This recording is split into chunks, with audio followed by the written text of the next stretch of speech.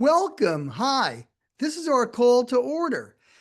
Welcome to our July meeting of the California Commission on the State of Hate. Closed captioning is available for this meeting. The closed captions can be displayed in English or another language, which will allow you to view an automated live transcript of the meeting in another language. To display closed captions on your screen, please do the following. Click the button labeled Show Captions at the bottom of your Zoom window. Select the box at the bottom of the window labeled Enable Translation. When you see you've enabled translation at the top, select English as the speaking language and select your preferred language in the second menu. Then click Save. Automated captions in your selected language should start appearing at the bottom of the Zoom window. We will also send instructions in Spanish in the chat from Monica.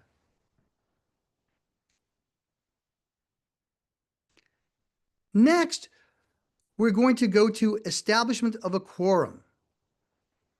Alec, if you'd be kind enough to call the roll. Chair Levin. Present.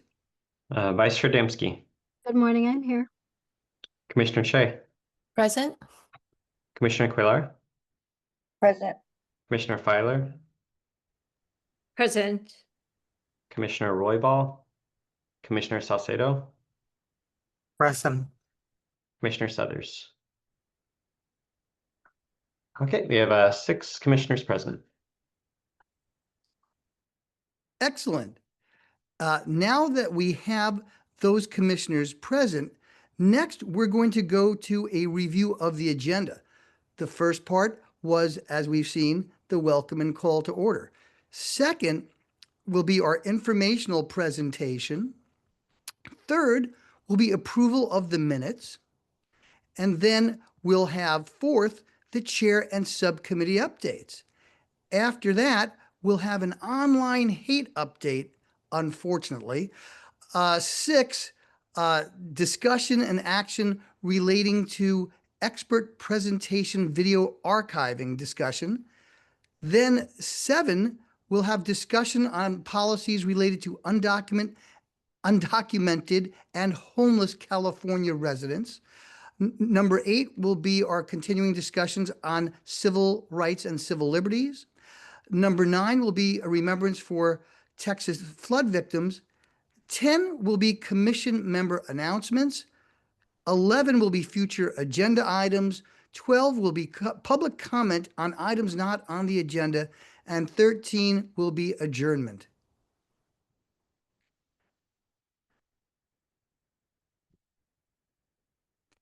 Now that we've reviewed the agenda, you may review the agenda by visiting the Commission's website and clicking on the button labeled Meetings and Agendas. We will send a link to the agenda in the chat. I'd like to move on to reviewing the process for public comment. If you are joining us on Zoom and would like to make a public comment, please use the raised hand feature to join the public comment queue. If you are joining us by phone, you can raise your hand by pressing *9 and then *6 to unmute. You may also submit a written public comment by emailing csh@calcivilrights.ca.gov. If you submit a written comment that pertains to an agenda item, we will read it aloud or summarize it when the public comment portion of the agenda item is open and before any vote. If the comment is not about a specific agenda item, we will read it aloud or summarize it during the agenda item titled Public Comment on Items Not on the Agenda.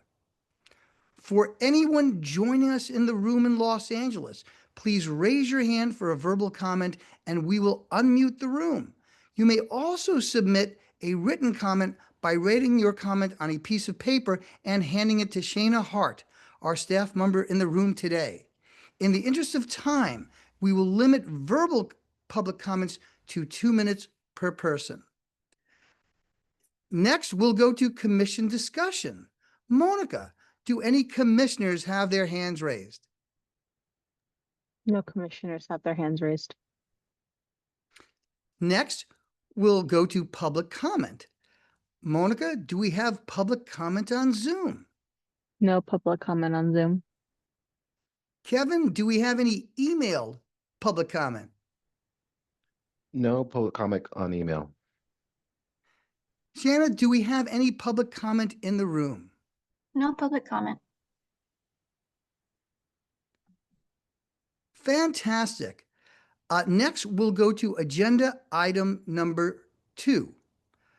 We are fortunate to have a fantastic speaker today. I want to note that the information presented today does not necessarily reflect the views of the Commission or the California Civil Rights Department. Nadia Aziz is the Senior Program Director for Fighting Hate and Bias Program at the Leadership Conference on Civil and Human Rights in Washington, D.C. Interestingly, a position that our own Becky Monroe previously had as well. Nadia has previously served as the Associate Director of the James Byrd Jr. Center to Stop Hate at the Lawyers Committee for Civil Rights Under Law. She has also served as Deputy Director of the Arab American Institute. Nadia is a graduate of Clemson University and Charlotte School of Law. If you've noticed, our experts are going up the Southeast coast with their alma maters. As our speaker, Nadia Aziz Esquire, much anticipated lecture is entitled Advancing Understanding of Hate Crimes and Community Resilience, I'm going to steer today's meetings to just that. If we could put up our slides. Today's theme relates to the intertwining of expression, which can be manifested by the arts, dissemination of critical information, as well as a gathering of community in the shared interest for the public good. And resilience, which is the capacity to recover quickly from difficulties or adversity. It's the ability to bounce back from setbacks and adapt to change, not just enduring hardships, but also potentially growing from it. So while this statement is for the whole of our California community, it is also dedicated to our esteemed speaker, whose lifetime of service spans responding to communities in need across faith and other spectra. Earlier this year, the Islamic Center of Southern California was desecrated by a vile act of hate. In response, community banded together, including our wonderful sister organization, LA versus Hate, to display a mural by Palestinian-American artist Saj Isa entitled Sabir at Faraj, which translate to Patience at Dawn, symbolizing resilience and hope, depicting a sabra, a cactus plant taking root in a landscape that bridges Los Angeles and the Middle East, according to my dear friend Salam Al-Mariati at MPAC. Here's my brief statement as read at that dedication. Assalamu alaikum. I want to join all Californians of goodwill in honoring our California Muslim brothers and sisters who, as President Obama observed, share common principles of justice and progress, tolerance, and the dignity of all human beings. At this time of nearly daily examples of religious prejudice and Islamophobia in particular, it is especially critical for us to recognize the myriad contributions this beautiful and diverse community has made to our city and state, respecting civics, human rights, academia, the business world, medicine, the arts, and interfaith harmony, among others. And if we could go to the next slide, let us dedicate this lovely mural, not only to our Muslim residents, who I care for so very much, but also to the spirit of religious freedom, which is a critical foundation to our national aspirations. Peace be upon all of you. And with that, my dear friend, Nadia Aziz. Thank you so much, Chair Levin. The mural is beautiful and definitely exactly what community resilience is all about. Thank you, Chair Levin, and thank you to the Commission for inviting me to present to today's meeting. My name is Nadia Aziz. I'm Senior Director of the Fighting Hate and Bias Program with the Leadership Conference on Civil and Human Rights. Today, I'll be chatting about advancing the understanding of hate crimes and community resilience. If we can go to the next slide. So first, I want to start with a brief discussion about the climate that we find ourselves in today. This is a graph of the FBI's annual hate crime data. They publish it every fall. The most recent data we have is from 2023. This is data that the Department of Justice is required to publish by law. So here we have 1991 to 2023. And a couple of things I wanted to point out. First, this data is known to be significantly underreported. For a couple of reasons. One, because law enforcement agencies reporting to the FBI is purely voluntary. And secondly, because not all victims of hate incidents or hate crimes report that to law enforcement for many reasons. So we know this data is significantly underreported, but we also know that it shows trends over time. And the trend that I wanted to point us to today is this trend that we've been seeing from around 2014, 2015 to 2023, which is a fairly steady increase in reported hate crimes. Now, the past few years have hovered around, the FBI data have hovered around like 11,000, 12,000 reported hate crimes. But when you actually look at another source of federal data, the National Crime Victimization Survey, that estimates that around 200,000 to 250,000 hate crime victimizations occur every year, which really breaks down to about 28 an hour. So hate crimes in this country are a huge problem. And this moment that we're sitting in today, it is especially important that we work to address this. Next slide. We can go to the next slide. Next slide. I timed my presentation down and realized I had to cut out a lot of content. So we'll stay on this slide for just a moment. This is, again, the 2023 FBI data. It's just a snapshot. It doesn't show all of the FBI categories. I wanted to point a couple things out here. Anti-Black, anti-African-American hate crimes historically are always the plurality, if not the majority, of all hate crimes reported. Anti-Jewish hate crimes are repeatedly, if not always, the vast majority or the majority of hate crimes based on religion. And then if you look, disaggregated data is so critically important. But if you look here, we have anti-gay, anti-LGBT, and further down, we also have anti-trans, anti-lesbian. So I just wanted to name that we can look at snapshots of data, but it really requires more analysis to really understand the scope, because by just glancing at this, you wouldn't see the full impact and the full numbers of hate crimes against the LGBT community. Next slide. So reporting data to the FBI is voluntary, but as I'll talk about a little later, it is a best practice for sure. We need to understand hate crimes, who experiences hate crimes, what causes increase in hate crimes. We need to better understand it, so we're really, better able to address the needs of those impacted. Next slide. So as we are seeing an increase in hate crimes, we are also seeing some rollbacks at the federal level. The U.S. Department of Justice just in April canceled over $30 million in hate crime prevention and response grants. These are grants that go to community organizations, goes to local law enforcement to increase their capacity to respond to hate crimes. We also have the U.S. Department of Justice seeking to eliminate the Community Relations Service, which is a really critical component of DOJ that helps with community dialogue, helps de-escalate conflict and tension, and really something we especially need now during this increase in hate. So what are we doing about it? Next slide.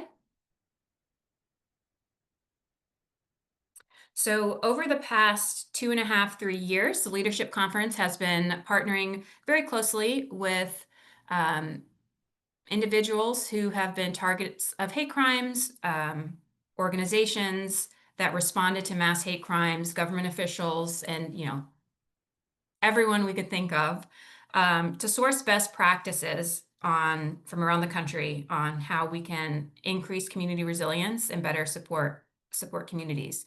So for this resource, you can scan the QR code. It'll take you straight to the PDF. We specifically partnered with the Second Lieutenant Richard W. Collins III Foundation, the College of Bara Foundation, the Matthew Shepard Foundation, as well as Susan Bro, who's the mother of Heather Heyer, who was killed in the Charlottesville Unite the Right rally. These 4 families all lost loved ones to hate crimes. So part of this sort of 2-year project was conducting in-depth interviews with them to learn about their experiences and how we can better support them. Next slide. This just outlines sort of who we were able to communicate with during this period of time, and also an important disclaimer that this resource is not intended to be all-encompassing, but rather an entry point for municipalities looking to engage in this work or municipalities looking to strengthen this work. Next slide. So for hate crimes, we define community resilience as a community's persistent sustainability in the face of new and ongoing hate, discrimination, and violence. We are going to fly through the next few slides, but there are 3 overarching categories. So in the context of hate crimes, we identify that a resilient community is one that is inclusive, has an anti-hate infrastructure, and meets the diverse needs of victims and survivors. Next slide, please. Why municipalities? So people have the most interaction in government with their local governments. Their day-to-day interactions are most directly impacted by local government policies. And we also found, interviewing individual survivors and victims of hate crimes, that really, in the aftermath of a hate crime, effective response by local officials, including first responders, service providers, play a key role in safeguarding and reassuring victims and survivors. Next slide. And we can go to the next one. So inclusive communities, 3 points here to highlight. Hate crimes are message crimes. They send messages that individuals are less than or are not welcome. So it's very important that local governments are countering that message by building inclusivity wherever and however they can. Hate crimes do not happen in a vacuum, so consistent protection and enforcement of civil rights laws and individual dignity helps create environments that reduce potential for acts of hate. Next slide. Anti-hate infrastructure. This chapter, we give recommendations on and share best practices for how law enforcement, as well as human relations commissions and state governments, can strengthen their anti-hate infrastructure. Next slide. So these things include things like ensuring law enforcement has a local hate crime task force, ensuring they have a hate crime investigation policy, community-specific liaisons, making sure the law enforcement agency is using the National Incident-Based Reporting System to submit data to the FBI's Uniform Crime Reporting Program. Next slide. And this is really what I consider the heart of the resource. I really, really encourage everyone and the commissioners to please take a look at this resource. We provide in-depth recommendations from our interviews with these families. We divided, after speaking with them, we sort of divided into 3 different periods of time: the immediate aftermath of a hate crime, engagement with the legal system, and then longer-term support. We're not going to have time to get into all of this, but if we can go to the next slide. Some of the common themes that we heard throughout this engagement was really the recognition of there's an important recognition of the risk of secondary victimization, and also the importance of making sure that resources and information shared is understood and not just communicated. There's a lot more content here, but I think I will wrap up there and see if perhaps there are any questions or things we can chat about in more depth. Thank you so much, Nadia, for this wonderful presentation. And just so you know, she coordinates with over 200 organizations. And every month, we get to benefit from her immense knowledge. And it was like getting Stones tickets trying to get her because she's so in demand. So I really want to thank you so much for your time. So next, what we'll do without further ado is a commission discussion. I'd love to hear from any of the commissioners that have any questions or comments relating to her presentation.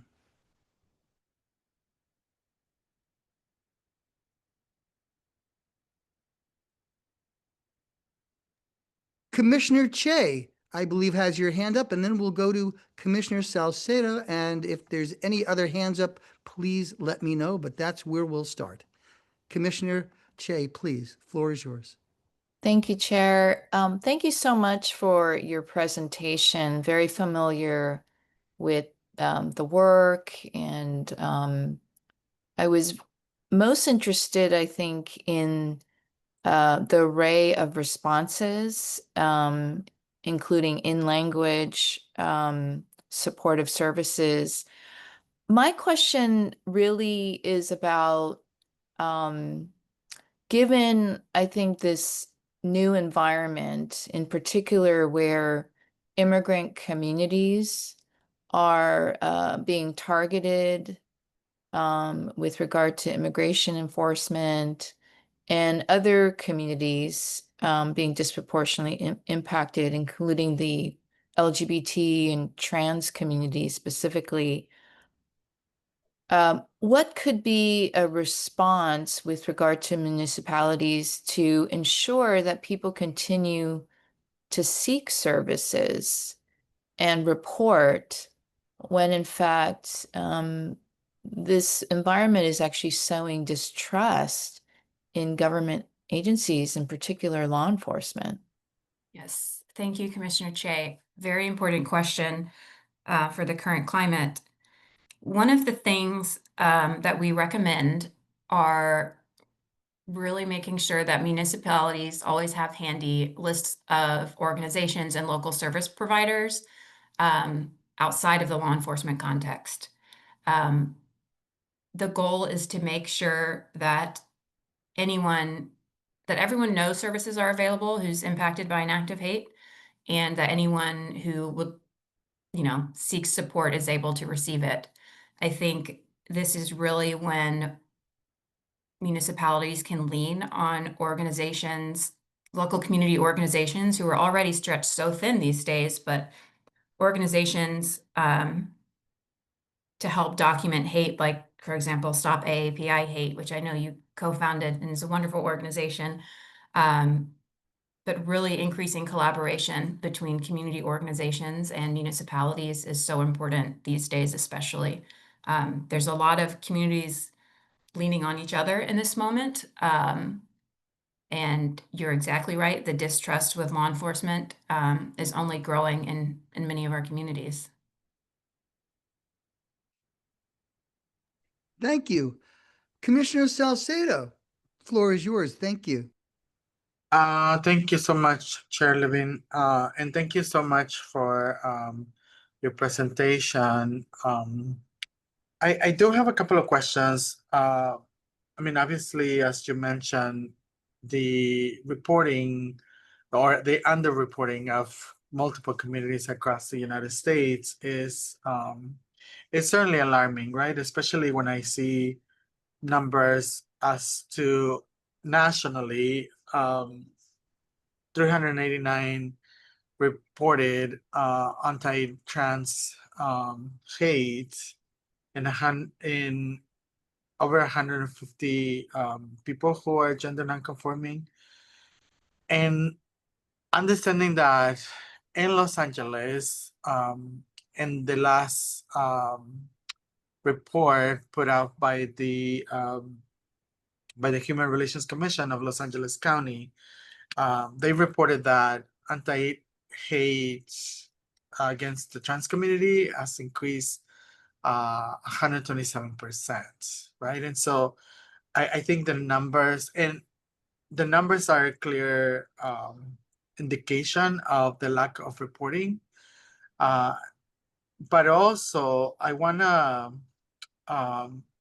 there's a couple of other things that I want to mention that you also talked about a little bit. And it is about the new administration and the funding of important work, and also the administration spreading hate among vulnerable communities. And so I guess, what can we do? So that's one question to combat this regime that continues to fuel hate against many communities in different ways. That translates into, different things, right? Like right now, the most recent thing that we're seeing is across the United States, the kidnapping of immigrants. So that is the result of the hate that it's been fueled. But another concern that I also want to bring up is with the defunding that is happening, and the recommended strategy to supporting victims and survivors, like that recommended path. How can we support survivors if programs are being defunded? And yeah, like any recommendations, any strategies, any thoughts that you may have would be super helpful for us to think about how we can continue to move forward. Thank you. Thank you, Commissioner.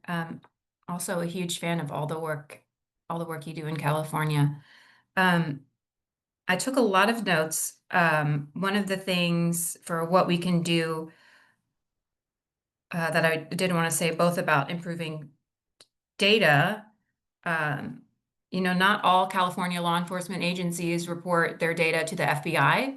That is part of why those categories you named are significantly underreported. So that's one thing to do, is to continue to encourage agencies to report to the FBI. Another thing, the work that the commission is doing is incredible. There's always more we can do, but I wanted to note that the annual report from, I think it was 2022, 2023, had phenomenal recommendations. It was incredibly important that what's included in there is evidence-based approaches, empirical research, and really centers on communities. And all of those things are really the gold standard for how to do this work. And I really hope to see that be replicated in states across the country. So you're already doing a lot of really good things that we recommend others do. With regards to defunding, it is really a difficult fundraising environment for nonprofit organizations and organizations that provide direct support services.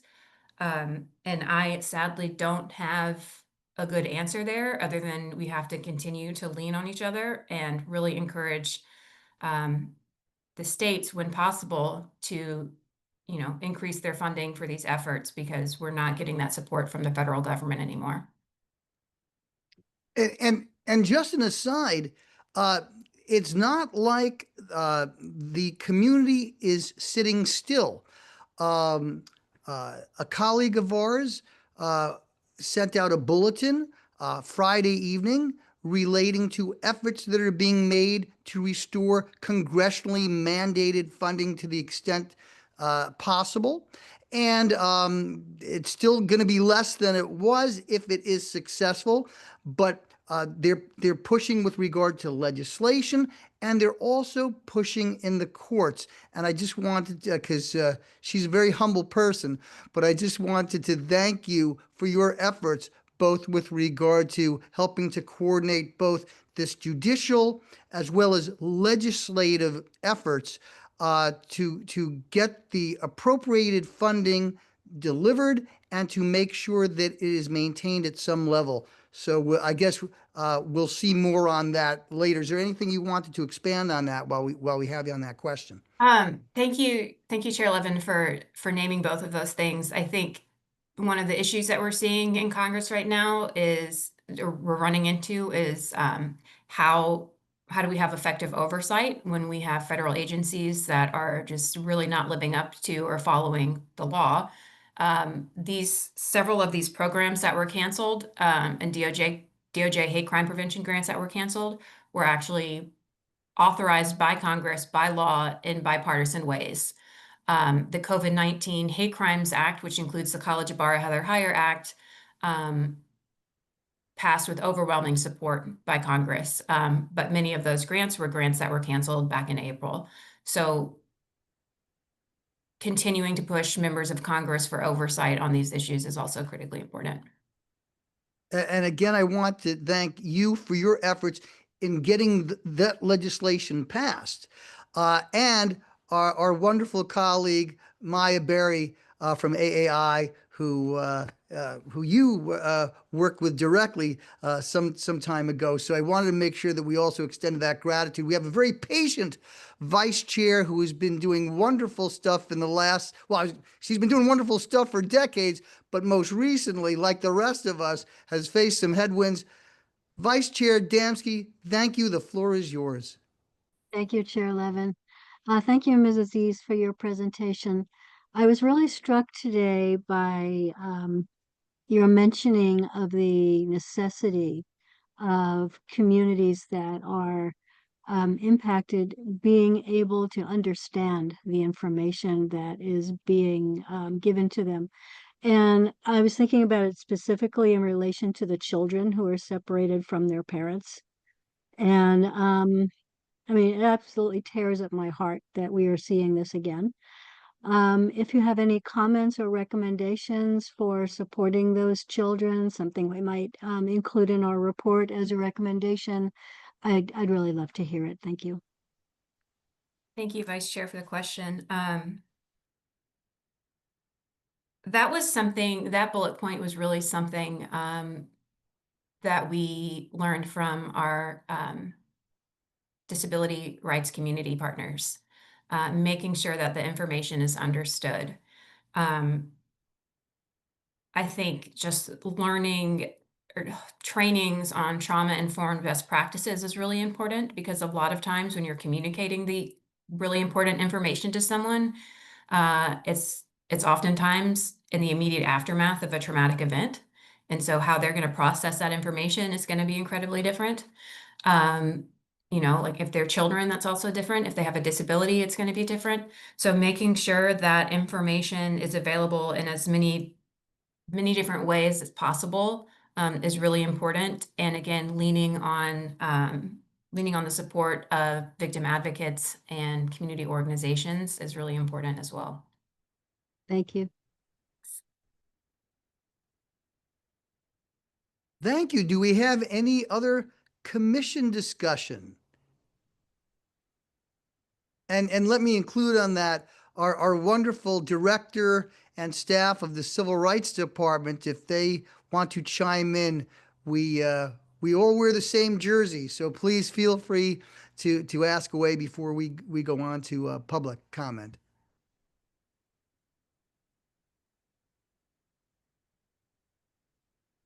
All right, then. In the absence of that, Monica, do we have any public comment on Zoom? No public comment on Zoom. Kevin, do we have any emailed public comment?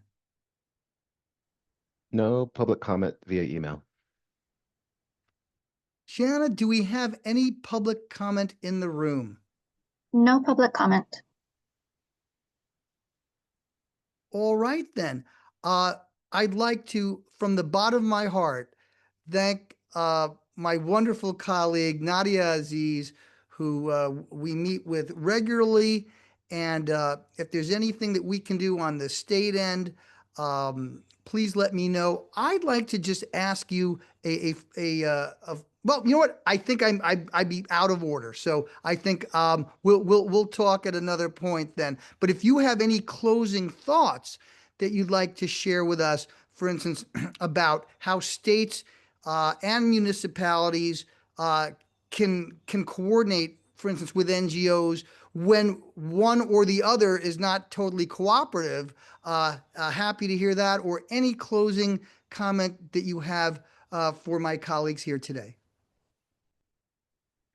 In closing, I would just say, the work that the commission is already doing is what I would recommend. Getting feedback from community organizations, hosting community forums.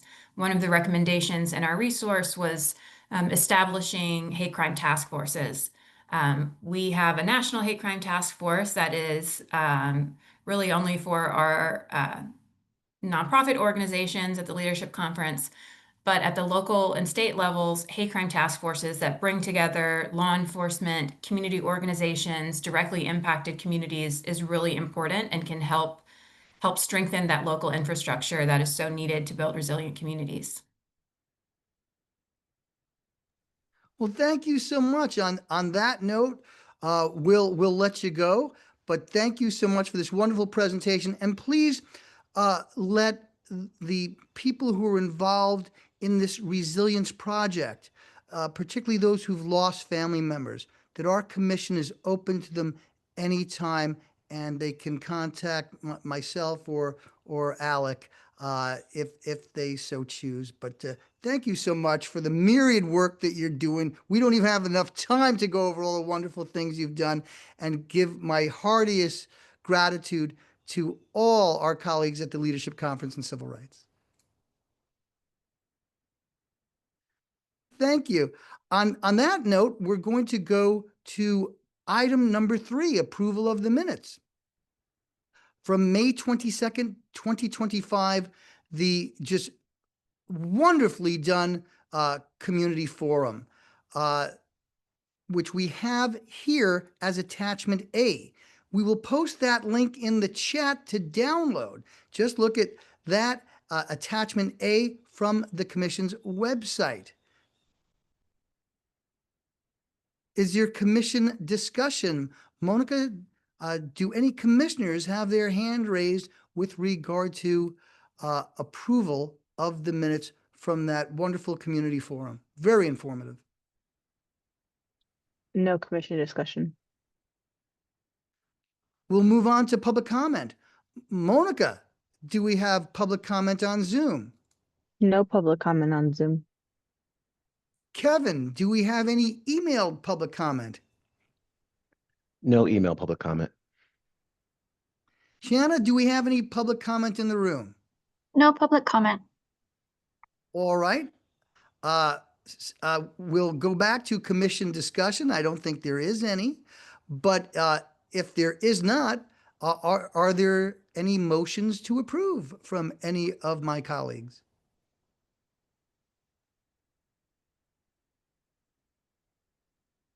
So make a Can I have motion to motion, approve. Chair? Okay, I'll second that. Thank you, Commissioner Filer. Thank you both. I think Commissioner Cuellar made the motion and Vice Chair Damsky seconded. May we take a vote? Alec, please call the roll. Chair Levin, Aye. Vice Chair Damsky, Aye. Commissioner Che, Aye. Commissioner Cuellar, Aye. Commissioner Filer, Aye. Commissioner Roybal, Commissioner Salcedo, Aye. Commissioner Suthers. We have 6 ayes. Motion passes. Wonderful, thank you. Now we'll go to section B for the May 28th, 2025 commission meeting. We're going to look now to approve those minutes from that meeting, and they are attachment B. We will post the link in the chat to download attachment B from the commission's website. Is there any commission discussion, Monica? No commission discussion. Kevin, do we have any emailed public comment? No email public comment. All right. Shayna, do we have any public comment in the room in Los Angeles? No public comments. All right. Thank you all. Since we've had that commission discussion interlude, is there a motion to approve the minutes? So moved, Chair. Thank you, Vice Chair Damsky. Is there a second? I'll second it. Thank you, Commissioner Salcedo. Alec, if you'd be kind enough to roll call our vote. Chair Levin, Aye. Vice Chair Damsky, Aye. Commissioner Shea, Aye. Commissioner Quaylar, Aye. Commissioner Filer, Aye. Commissioner Roybal, Commissioner Salcedo, Aye. Commissioner Suthers. We have 6 ayes. That motion passes. Wonderful, thank you. We'll now move on to section 4 for our chair and subcommittee updates. I'd like to wish everyone a happy Disability Pride Month. We encourage you to sign up for the Commission's listserv to receive announcements about the Commission meeting and community fora, as well as Commission reports. We'll share the link to sign up in the chat. As a reminder, as always, if you feel you're a victim of a hate crime or incident, you can contact the California versus Hate resource line to report the incident and be connected with resources. We will send that link in the chat as well. We also want to remind you about the free services available for communities through the California Civil Rights Department's Community Conflict Resolution Unit. I always call it CREW. If your community is experiencing heightened fear, conflict, or tensions because of discriminatory practices, hate incidents, or hate crimes, the Community Conflict Resolution Unit may be able to assist. CCRU offers a range of conflict resolution services to help communities effectively address hate and discrimination-based community conflict. All CREW services are free, voluntary, and confidential. CREW services can be requested by completing the Request for Service form online and emailing that form to capital C, capital R, capital U, CCRU, all caps, at calcivilrights, one word, CCRU at calcivilrights.ca.gov. One more time, all caps, CCRU at calcivilrights.ca.gov. We will put the contact information for CREW in the chat. And I want to just thank my dear colleagues at the Civil Rights Department now more than ever, as we are seeing the federal analog, which is a bit more limited, the Community Relations Service, get gutted and having most of their, nearly all of their staff fired at a time when we need this kind of community resilience and conflict resolution. And I've seen it firsthand, what wonderful work they do. And you can see more about CREW in the PowerPoint that is up now. I'm going to briefly talk about, because we just have a jam-packed session today, about some of the things that I've been undertaking. I am on the East Coast right now, flew back, and as I said, I'd fly anywhere in the state at my own expense. Did that because I was on the East Coast when hearings were held at our legislature, and I want to thank the staff and particularly Deputy Assistant Director Watts, who is just, I joke, it's a Remington Steele situation, but nobody knows that show. Look it up on Google. But what a wonderful job that he did with helping me respond to the hearings with our data, with regard to the recommendations that we have. And we are undertaking ongoing communication with the folks in the legislature, along with the Civil Rights Department, and with numerous NGOs, some of whom I hope to meet with their East Coast analogs while I am here, as well as government folks as well. So I'm trying to look at best practices that are taking place here in the Northeast as well as nationally while I am here. I also want to commend the work of the staff who are doing myriad things. We'll list them all in our reports, and our commissioners who are working assiduously hard with respect to the work that they do through the NGOs and agencies that they're involved with. So sometimes, particularly at these times of strong headwinds, it's really important to recognize the stellar contributions that make this commission stand out. And we're working on actually having potentially a presentation about the benefits of these state commissions at the Eradicate Hate Summit. Tune in. We'll see if that results or not. What I'd like to do now is have Monica, if again you could put in the contact information for crew, we have that, and our Civil Rights Department in the chat. So next, we're going to move on to subsection B, the Subcommittee on Patterns, Trends, and Prevention with Commissioner Che. Thank you. And what a pleasure it is to work with you, by the way. Thank you, Chair Levin. We have a very brief report today, and essentially wanted to share with you that we recently wrapped up our partnership with the UCLA's Initiative to Study Hate. As you may recall, they had started several exploratory projects. One that tracked media reports of hate incidents, another one that examined motivations behind hate crime offenders, and a third that looked into the effectiveness of deprogramming and rehabilitation programs for those who commit hate crimes. We are in the process, along with the staff, reviewing their findings. It's really the staff, and expect to incorporate the key insights and findings into our upcoming annual report. And we also just wanted to mention that we are continuing our partnership with Joe Walther at UC Santa Barbara. And that is a project that's really tackling online hate. And that work encompasses 2 literature reviews, a field experiment that's testing the effectiveness of intervention messages aimed at reducing hate online.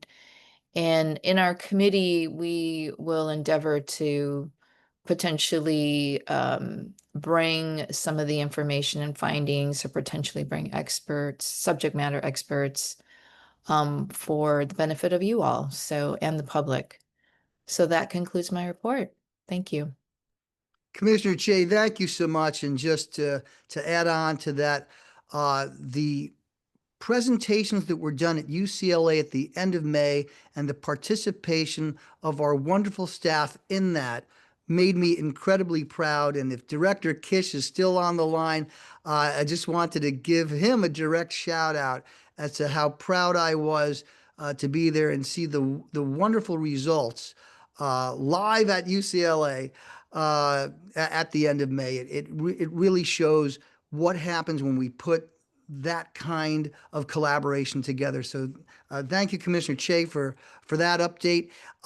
If we can move to subsection C, the Subcommittee on Resources, Support, and Response. And Commissioner Salcedo, the floor is yours. Thank you so much, Chair Levine. And thank you so much to all the commissioners and all of us who make all of this possible. So we have been meeting consistently, and we have a meeting in June. And in this meeting, we met with Sergeant Anthony Casper from the Solano County Sheriff's Department's office. The meeting was really great, and he was able to share with us, issues and trends with us in regards to small or mid-sized agencies and the different challenges that they face, reporting hate crimes and collecting data and the many issues that the law enforcement constantly faces. I am also happy to report that we have several projects that we are working on, and one of them is that we are continuing to research the effectiveness of bystander intervention training programs. I am also happy and really proud to report that Rebecca Goodsell has been part of a group working with the POSD to assist with developing a new training program for law enforcement on hate crimes and how they can obviously be more effective in the work that they do. One of the things that they're going to be doing is that they're going to be filming the final segment in the upcoming month, and we're really looking forward to see the results of all of the work that has been happening in that regard. We also are continuing to do a review of agencies that regularly update their hate crime and incident data on their website, and we continue to find ways to find ways to support people in the best possible way and continue to provide recommendations as we continue to think about our report, our upcoming report. And I am also sad, but something that I have to report and let you all know that Vice Chair Zdemski has transitioned off the subcommittee, but we are really grateful that that Vice Chair Zdemski has dedicated this countless hours into making sure that that this committee continues to do the great work that we are doing. And so we are really grateful, Vice Chair Zdemski, for your contributions and your service in the subcommittee and everything that you do. That is all that I have to report at this moment. And happy to answer any questions that you may have. Thank you so much. And again, I've been working with Post as well and just got a call from them just a few days ago, and want to just thank Dr. Goodsell for all her efforts in that regard. And I'm going to be meeting with them as soon as I'm back on the West Coast, but really have to recognize the contributions of the subcommittee as well as our just fantastic staff. So thank you. Word's getting out about all the good things you're doing. If there's no other statements on that with regard to that particular subcommittee, we're going to move on to the one on community forums. And Commissioner Cuellar, and just, oh, wait, I'm sorry. Vice Chair Damsky, who I want to thank so much because you have been such a tremendous resource to me personally as chair in informing me and making policy suggestions. The floor is yours, as I see you have a hand up. Thank you, Chair. I just wanted to ask if this is an appropriate time to respond to Commissioner Salcedo's report, or if I should wait for another moment. I think we usually wait till when we have commission discussion, but I'm flexible if other people are. So happy to, unless I'm directed by Alec to do otherwise, I'm happy to hear from you now. Okay, thank you, Chair.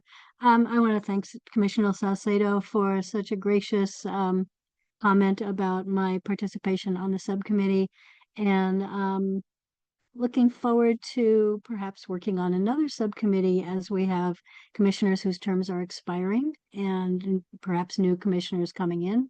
So I'm not going away. I'm just taking a little breather while we experience some reorganizing time. Thank you. Thank you kindly. Now next to the subcommittee on community forums with Commissioner Cuellar, and just if I may just exert a little bit of legerdemain, I also want to thank you for the work that you're doing, not only with the commission, but with respect to helping communities in our state and contacting me on all these wonderful things you're doing. You're a gem, and you know what proves it? The fora that you do with Commissioner Filer. They make such a tremendous impact for our state and are so critical to what this commission does. I want to extend my deepest gratitude to both of you. The floor is yours. Thank you so much, Chair Levin, for all those kind words, and good morning, everybody. I will be doing the report today on behalf of our subcommittee. So unfortunately, our August forum, the differences across dialogues, is going to be rescheduled to sometime in September. So I believe Monica is sending out new dates and times to all the commissioners. So hopefully we'll be able to get that rescheduled as soon as possible. The next community forum is set to take place in October, and this is going to be the disability. I'm sorry, it was going to be the disability and hate in schools, and that's going to be in Pasadena. And I believe we're looking at October, the end of October date. I believe it's October 25th. Thank you, Kevin. So we're looking at that, and I believe we're going to be holding it at the Women's AACP. But again, we'll bring more details as that becomes available. We're still diligently working on that. The very final last community forum that we'll be holding for the year is going to be in Redding, California. I am currently working on that right now, and that's going to be the hate experienced in rural communities. And I know Chair Levin just sent some articles about some hate incidents, and there was recently a hate incident in Redding, and that is where we're looking to go. And I believe that we're scheduling to look in November. So again, we're still looking for dates in November, but it will be scheduled for November. So I just wanted to kind of throw out some of those early times and dates. Again, we're still looking for all of those to finalize those things. So just brief update, but that's all I have for today. And thank you all. And I'm glad to know, Chair Damsky, you're not going anywhere.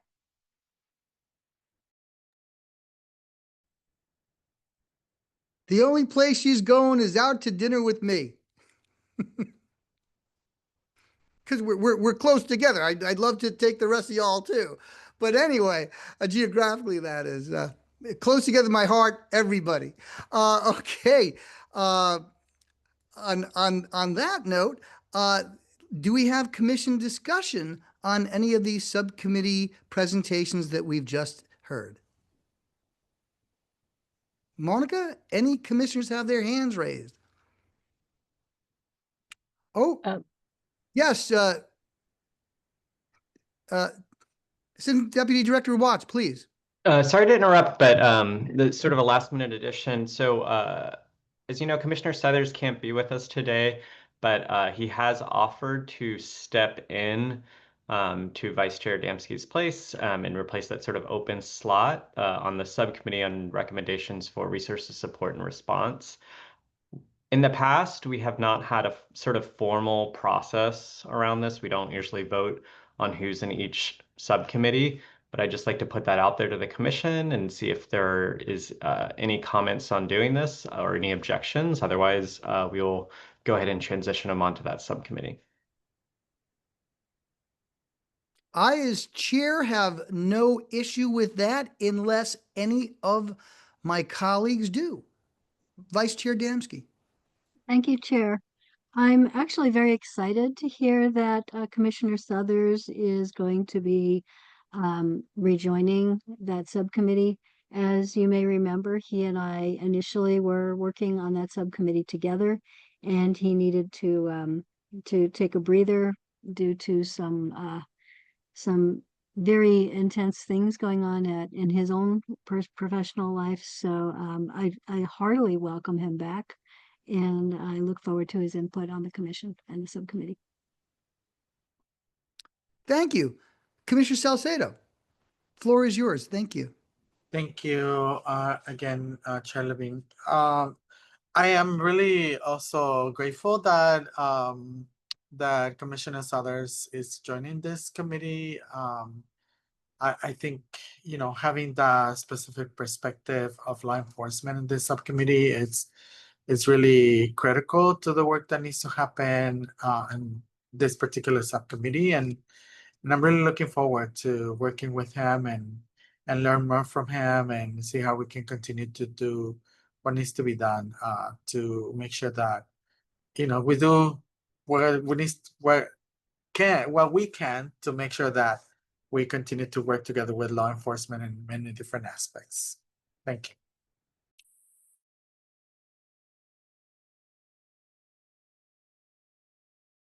Thank you so much. And just while we're stopped here a second, I just want to remind folks that feel free to give me contact names of people, because our commissioners are so busy and doing such wonderful work in our state.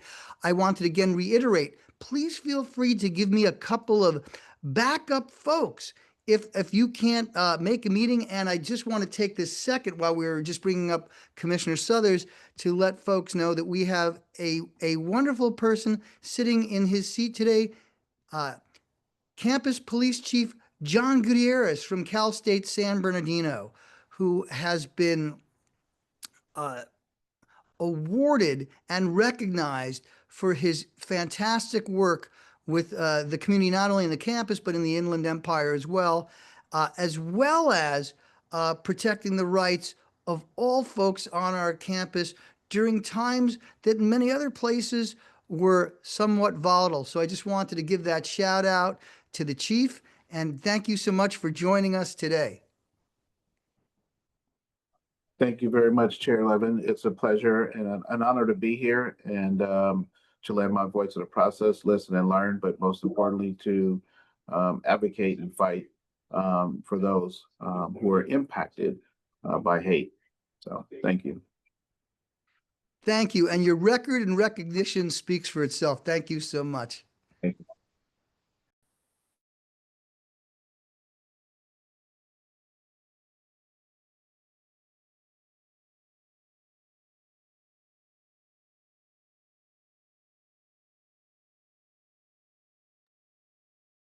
You're muted, I'm Chair sorry. Levine. Sorry.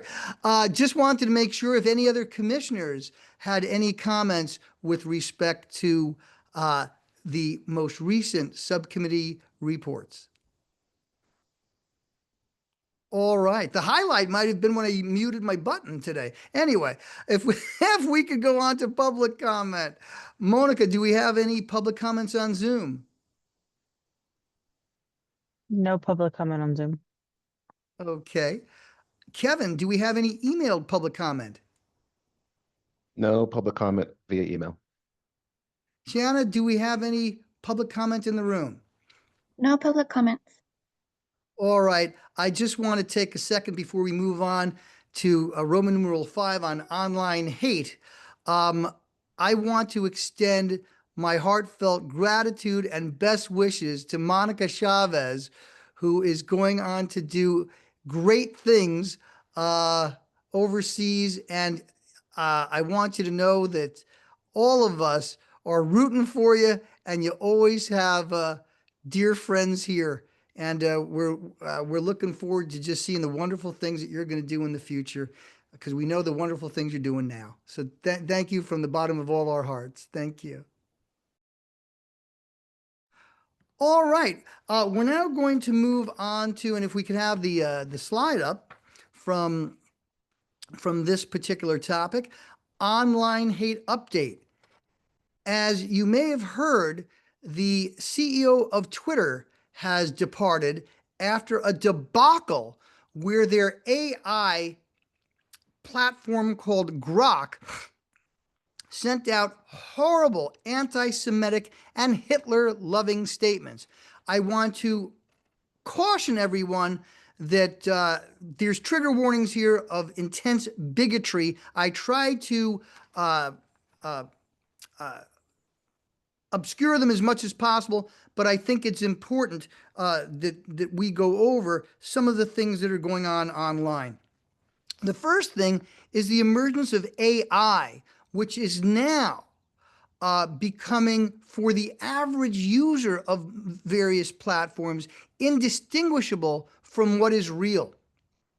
And what we are finding is this makes the hot button issues that create polarization as well as anger even more pronounced.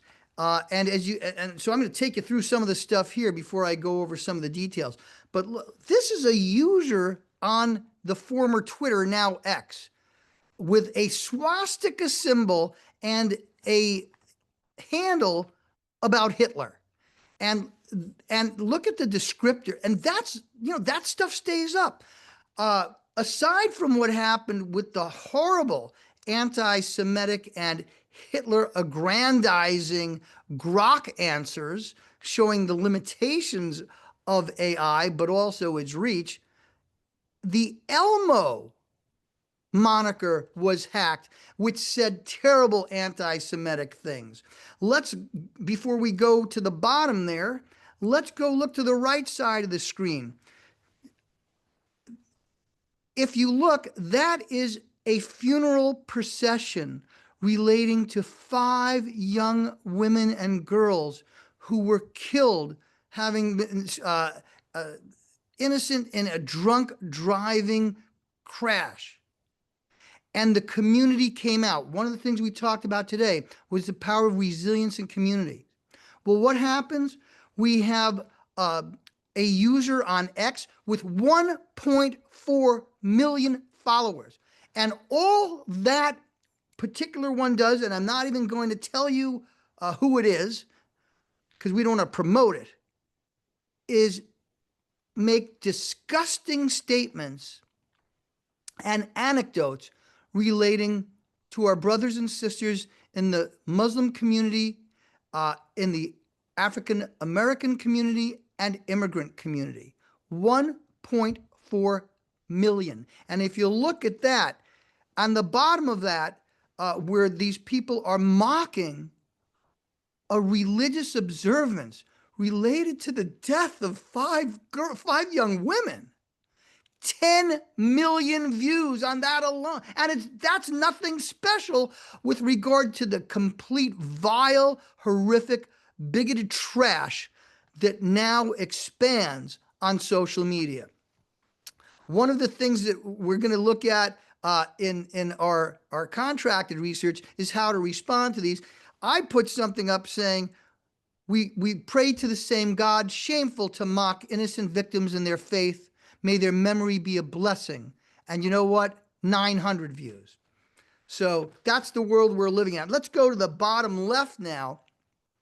This aired on Maddow this week, showing fake AI, but it looks real. And she pointed out on her air, if you look closely, there's an extra set of fingers. There's certain clues that you can find, an extra set of arms.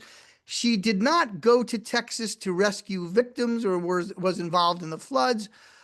Nor does she have a child, which she certainly confirmed, nor did she have security kick out of the MSNBC studios the president's press secretary.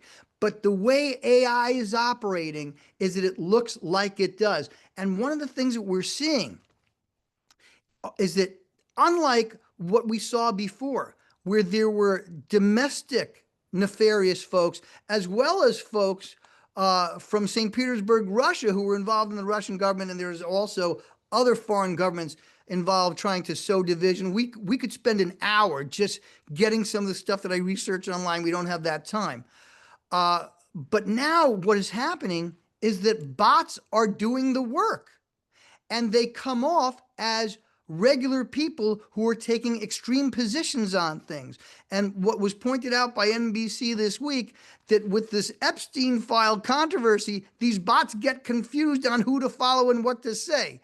So you can tell that that's been a problem. We've also seen, with regard to recent conflicts overseas, that various places, when their internet went down, certain kinds of derisive and polarizing horrible statements and bigotry went offline, showing that some of this stuff is coming from overseas. So one of the things that we're going to have to look at in the future is not just the organic kind of hatred that was spread around by real people and algorithms, but AI, which can subvert what reality actually is and convince people that the facts aren't what they are, and bots. We've further seen a lack of oversight, particularly relating to moderation and fact-checking, as fact-checkers have been removed from many of the most popular platforms. I'd like to perhaps down the line get one of the experts that was involved in this kind of stuff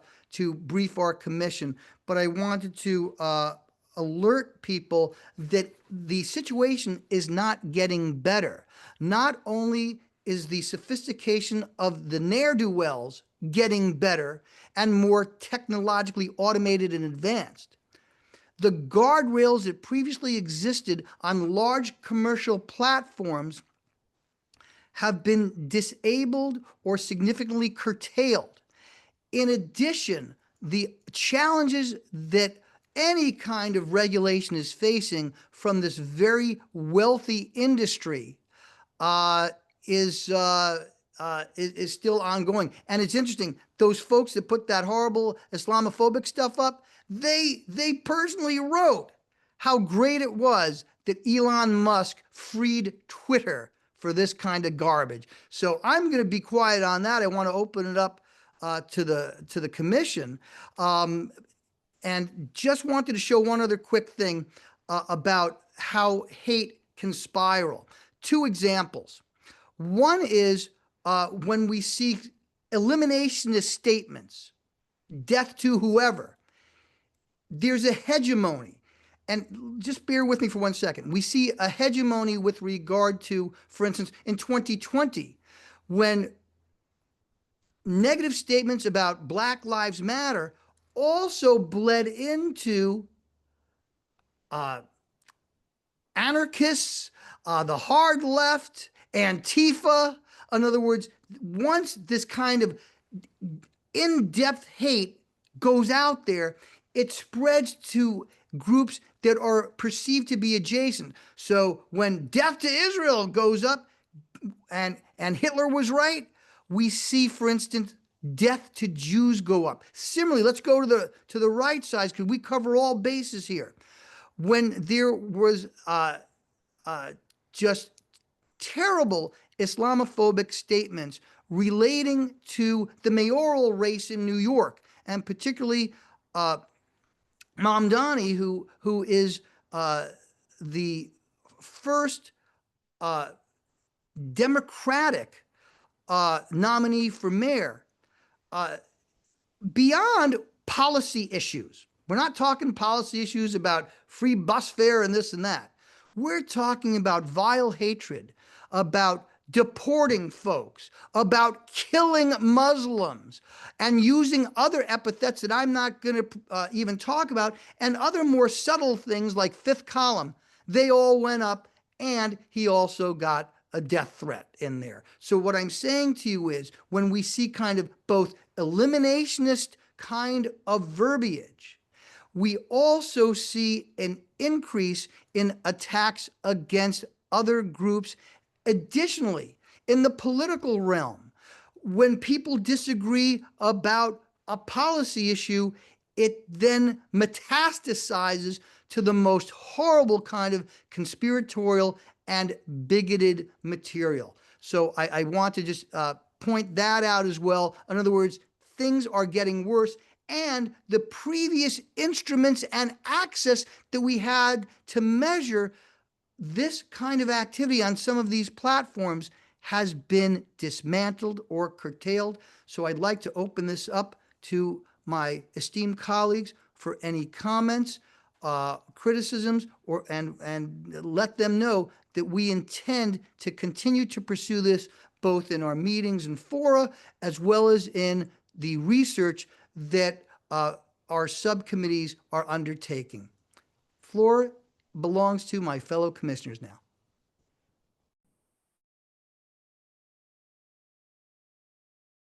Monica, do we have any commissioners who have their hands raised? Oh, Vice Chair Dembski. Vice Chair Dembski, the floor is gladly yours. Thank you, Chair. I appreciate you bringing forward the increase in online hate and the lack of moderation and guardrails for our international discourse. One of the things that we are also seeing as there's free reign for hate on social media is we're seeing it in our communities also. Where hate language is becoming more commonplace, it's becoming more intense. Threats are much more easily made, and it's a real concern. You know, I see it a lot here in San Diego community where people who might stand up on one issue are being attacked for that in really vile and dangerous ways. I think this is an important issue for our commission to keep on top of. Thank you. Thank you very much. And it's a daily occurrence where I see people calling for a new Holocaust or folks saying kill all Muslims. And it's not just folks with like a half a dozen followers. And there is not enough being done on it. So I really appreciate your contributions. Do we have any other commissioners who would like to make a statement or post a query? Floor is yours. Monica, do we have any commissioners with their hands raised? No commissioners have their hands raised. Oh, All- Vice Chair Dembski. Oh, yes, I'm gonna take a Vice- double dip on this one. double dip. One of the things that I'm seeing also is when people stand up for any one of these communities that's being attacked, they're being attacked themselves for doing that by people who have opposing views. And so I'm seeing this happening in particularly with one individual here in San Diego who is a really profound activist in support of many communities, and he is receiving what really sound like threats online at this point. It's really worrisome. So I wanted to say we not only see it online in the big picture, but we also see it in our daily lives in our communities as well. Thank you so much. And interestingly enough, the most threats I ever got was when I went on Bill Maher and told him I thought he was an Islamophobe. In other words, allyship is critical. But what we are seeing is this hegemony, this metastasization of those who are not necessarily the central directed target of ire, but those who are considered adjacent or allied. And that's why, as resilient communities, we stand together, just as we did with that horrible desecration at the Islamic Center. And I thank my fellow commissioners for the opportunity to discuss that earlier today. Do we have any other commissioner statements? All right, then. Monica, do we have any public comment on Zoom? No public comment on Zoom. Kevin, do we have any emailed public comment? No public comment by email. Oh, and by the way, just while I got you on, you made me so proud along with the rest of your partners there when we went to UCLA. Just while I got you on the screen there. That probably violates some kind of agenda thing, but sorry, you were wonderful. All right. Shana, do we have any public comment in the room? No public comments. Thank you. All right, if we could go to agenda item number 6, commission expert presentation video archiving. This is just going to be very short, and that is, look at the wonderful presentations we've had both at these meetings. I'm trying to make them really dense. This real estate of meetings that we have in this moral moment that we're at, I have to get the best people I know and to from outside the commission to meet with the best people I know associated with it. So what I am proposing, with the caveat that we continue to explore perhaps in subsequent meetings, but I want to just alert everybody, is to have an opportunity, if personnel and resources allow, and that's a big caveat, the folks at the Civil Rights Department who are working with us are pedaling as fast as they can. But to the extent that we can, I'd like to, in addition to having these, the long form meeting format up there, to also take out those 20, 30-minute presentations that are made with respect to our meetings, and also to the extent that we have them made at our public fora in a way as determined by the commission as a whole. But I just wanted to put that up because people are coming up and saying, hey, you know, I have to kind of scroll over to the middle of the YouTube thing. So that's something I just wanted to place up for discussion. Commissioner Filer, I see a hand up. Floor is yours, and thank you again for the wonderful work that you do with regard. These fora are incredible. Thank you.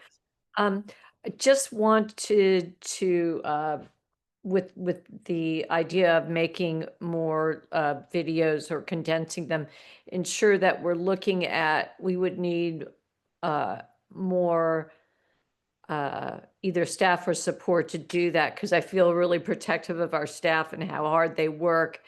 And I know these are all already recorded, so people can go and listen to them.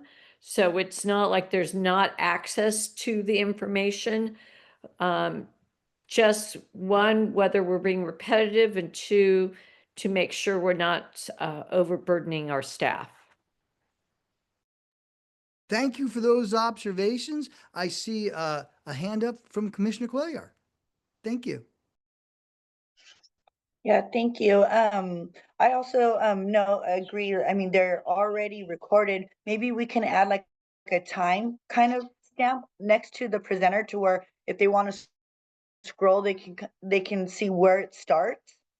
Because I know that, you know, sometimes sitting there for an hour or two trying to listen to a certain presentation can be, you know, not tiresome, but it could take a long part of your day, if not. So maybe we can add some like a timestamp, like when that presentation starts and things like that. So then they can just scroll right to it and kind of be able to watch it sooner. Just a Thank you so much. Are there any other commissioners with input?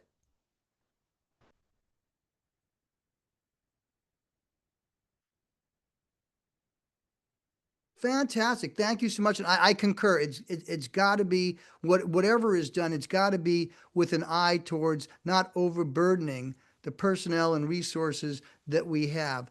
But to the extent that we can, I think all those suggestions are great. I do think, though, that for access, you know, particularly in this world where folks are looking for an immediate and easy to find type of availability of expertise. If we can do that, I'd love to do it. But I'm 1 of 9, so we're just kind of throwing that out there, and we'll take it up, particularly if we do get additional resources and input from our colleagues and friends at the Civil Rights Department. Are there any other comments from commissioners with regard to this informal proposal? We're not going to vote on it or anything today. I just want to put it out there. All right. Monica, do we have any public comment on Zoom? No public comment on Zoom. Kevin, do we have any emailed public comment? No email public comment. Thank you. Shanna, do we have any public comment in the room in Los Angeles? No public comments. All right. Thank you. We'll move on to item number 7 on our agenda. Discussion of policies on undocumented and homeless California residents. And again, I'm putting this out there for more discussion later, particularly when we have more commissioners in. But I would like to point out a couple of things, and that is we have seen legal protections relating to undocumented people and the homeless be severely curtailed, or in some instances, as we see, disappear. Studies show high victimization rates and these decreasing legal protections that make the already most vulnerable out there even more so. So I'd like to solicit experts to present on things like this. For instance, our state Senate almost a quarter century ago commissioned a study showing that homeless people in California have a victimization level in a year that, for instance, a suburban resident would have across a lifetime, more. And we're also seeing from our own most recent study that immigrants and the unhoused face tremendous brutalization. I've been working on this for some time, and since then, family and friends who have faced homelessness have been subject to that as well. Every state capital and DC that I went to, when I made presentations, there was a line of people who discussed these anecdotes. We've seen a disabled homeless person in a wheelchair set on fire, women raped, rolled in a carpet, and thrown in rivers to drown. The data that came from the National Coalition for the Homeless for about the first 15 years of this decade showed that homeless homicides that were not due to pecuniary gain, personal dispute, drug deals, or anything like that, by housed people, totaled more than all the FBI homicides overall for everyone else combined. It's a community that often does not have access to law enforcement, and in many places, while there are, for instance, San Diego has a unit, but many places do not. And we're seeing them be victimized even more. Commissioner Salcedo had talked about the terrible case in Los Angeles, where someone who was finally getting help but was previously unhoused was killed in a police interaction. So if we can have compassion, can we please have compassion for those whose voices that aren't being heard? So what I'd like to do is just kind of like, table this, but put it on for another discussion where we can get people from these various communities. And by the way, some of these folks are from intersecting communities. What do I mean? In my classes over 27 years, we had the students write family tree essays. There were 4 beautiful kids, the youngest of whom made a presentation, handsome as the day is long and graduating with honors like his other 3 siblings from Cal State. And what we saw was, what he said was how his dad didn't have a home and would go on railroad cars to do migrant work to send money back so his kids could go to college. We have transgender people who are being killed.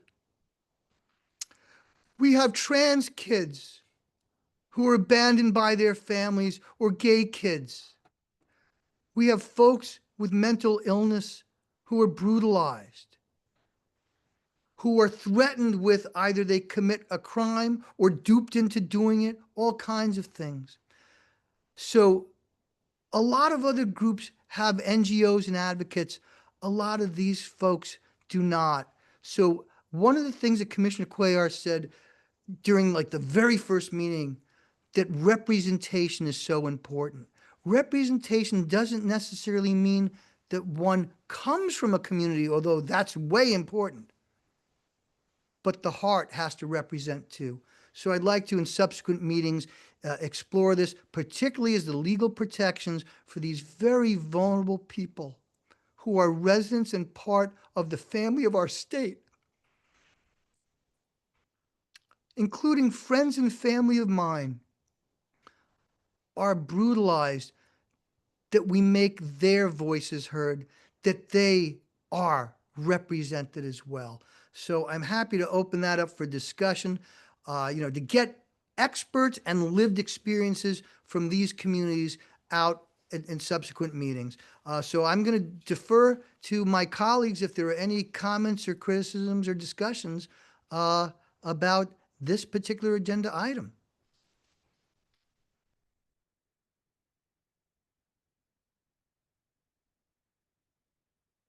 Monica, oh, yes, Commissioner Filer. I just want to reiterate and support what you're saying. You know, my daughter is very involved with the homeless issue in LA and on the streets. And I just had a discussion with her, and she said that there is violence against those who live on the streets. There's also violence between people in those encampments towards each other. And women and transgender young people are some of the highest rate of those that get attacked and have violence towards them. So I support what you're saying, and I know that she has shared that with me over the years. And thank you and thank her for the work. I mean, this includes women and families who have been victimized by domestic violence and put out on the streets when shelters are full, or when they're afraid to go, or there's shelters that don't take, families all at once. So again, Commissioner Filer, thank you and your family as a whole. Is there anyone else that has any comments with regard to agenda item number 7?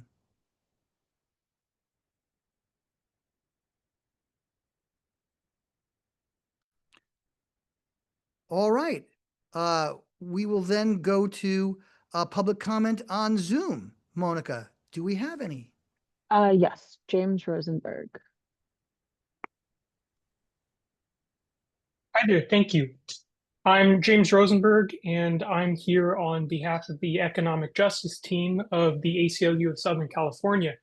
I just wanted to say thank you for discussing the rights of unhoused people in our state. Anti-unhoused violence highlights the structural and economic injustices against people who lack housing security.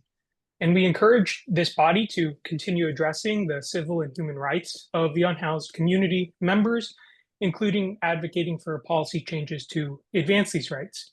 And I just wanted to say that the ACLU SoCal would be happy to serve as a resource to the Civil Rights Department on these issues. Thanks so much.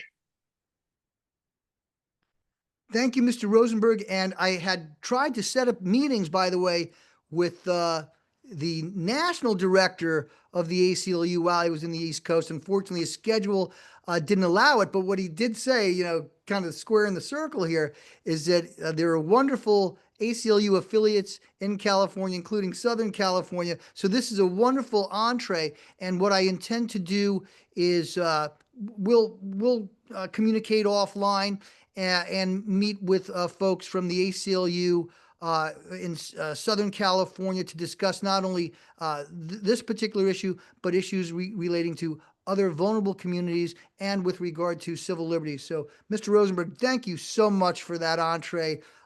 Please, we'll be in communication. Thank you so much. Is there any other public comment that we have on Zoom? No more public comment on Zoom. Thank you. And thank you again, Mr. Rosenberg. Kevin, do we have any email public comment? No public comment on email. Thank you. Shanna, do we have any public comment in the room? No public comment. All right, fantastic. Thank you. We'll now quickly move to, I'm trying to make these go as quickly as possible, but also make sure that voices get heard. That's the most important thing. To agenda item number 8, discussion of civil rights and civil liberties, which we will continue to have as long as we're in this moral moment. I want to point out, if we could show the slide that I submitted, that would be great. On every single example that I've discussed in our meetings, federal courts have ruled that these deprivations, whether it's regard to a right to free expression, whether it's with respect to immigrant rights, or these terrible detainments and deportations. And let's look at some of the ones that have come up. People who have written op-eds that apparently the federal government didn't like. U.S. citizen veterans who've been detained. Kids with cancer. Kids with potentially fatal medical conditions, either being detained or deported, blended families being broken up. We have a diocese telling parishioners, don't go to church if you feel unsafe. It's religiously okay. We have mayors saying, be careful about going outside. We have people that have been killed during these kinds of raids. And let's look. Less than 1% of the people that have been targeted have been involved or wanted for homicides. Cato Institute showing the overwhelming majority, I think it was what, 93% did not have violent criminal convictions. The majority did not have criminal convictions at all. At the same time, we're seeing statements and verbiage that heretofore I had found was segregated into the white supremacist and neo-Nazi community, like white genocide or remigration. Stuff that was, when I was doing this decades ago, was segregated to what we would call hate groups, or folks like Dylan Roof, who shot up 10 years ago the Mother Emanuel Church in Charleston. That's where we're at now. And what we are seeing, apparently, is the levers of governmental authority being used not to make us more safe, but to be weaponized against people who are vigorous parts of our community, whether it's the Cal States, whether it's the churches, whether it's our commerce. This is a terrible thing, and we shouldn't allow a moniker, a falsehood. We're not being made safer. We're being terrorized, and in particular, certain vulnerable communities, and particularly those of color. And one of the things that I think is part of this is the erasure. We talked about expression, right? Expression can be through the arts. It can be through information and communal gatherings. We're seeing that under attack. So it's not just the substantive right to express, but to exist. And I'd like to put up, just because I had criticized, including on national television, what was going on when it first started, whether it's with regard to the free expression or whether it's with regard to these terrible roundups, which are now including people, as I said, cancer victims, veterans, the children of veterans, or people who are just integral parts of our individual communities being targeted. This is a national disgrace. History will not be kind. And I will tell you, as someone like our director Kish got his start with a member of the federal judiciary, hopefully the judiciary will be that firewall. And I want to just put up this up here about from District Court Judge Frimpong from the federal district court here in the Central District Court. What did she say? Do all individuals, regardless of immigration status, share in the rights guaranteed by the Fourth Amendment, which involves unreasonable search and seizure, and the Fifth Amendment, which involves due process, to the Constitution? Do all individuals, regardless of immigration status, share those rights? Yes, they do. Is it illegal to conduct roving patrols, which identify people based upon race alone, aggressively question them, and then detain them without warrant? Is that something that is illegal? Yes, it is. Is it unlawful to prevent people from having access to counsel? Yes, it is. By the way, I want to point out that the DHS director, who was made most famous for shooting her puppy dog to death, and was boycotted by every tribe in her state, had the audacity, after not knowing what habeas corpus was during congressional hearings, having the chutzpah to call the federal district judge Frimpong an idiot, who happened to be the valedictorian of one school and a Harvard and Yale graduate, as well as going to those law schools. It's absurd. If we can just go to the next slide. Amy Sherlin, who you might have heard about for her beautiful portrait of former First Lady Michelle Obama, did a portrait of Breonna Taylor. And in it, she was wearing an engagement ring. A week before her boyfriend was set to propose, she was killed in a fusillade of bullets when police, in a cascade of reckless, botched mistakes, killed her. One of the officers that was supervising, including, by the way, lying with respect to getting these warrants and going to the wrong places, it was a textbook case of incompetence, among other things. An officer who did not kill her, but yet fired 10 rounds, was found guilty in federal court. On the 100th day anniversary of the current Assistant Attorney General's for Civil Rights tenure, she personally went to court and argued that this officer, who was found to have violated criminally her civil rights in federal court and had a potential sentence of decades in federal prison, decided to do what she called overall with her tenure a, quote, course correction, and recommended 1 day incarceration. That's where we're at. The federal judge involved ended up giving 33 months. But among the things that were celebrated in this 100 days was the complete attack on the trans community in court. And what we are seeing, and by the way, this is not about the relatively few, I think there were 10 out of 500,000 instances of intercollegiate sports.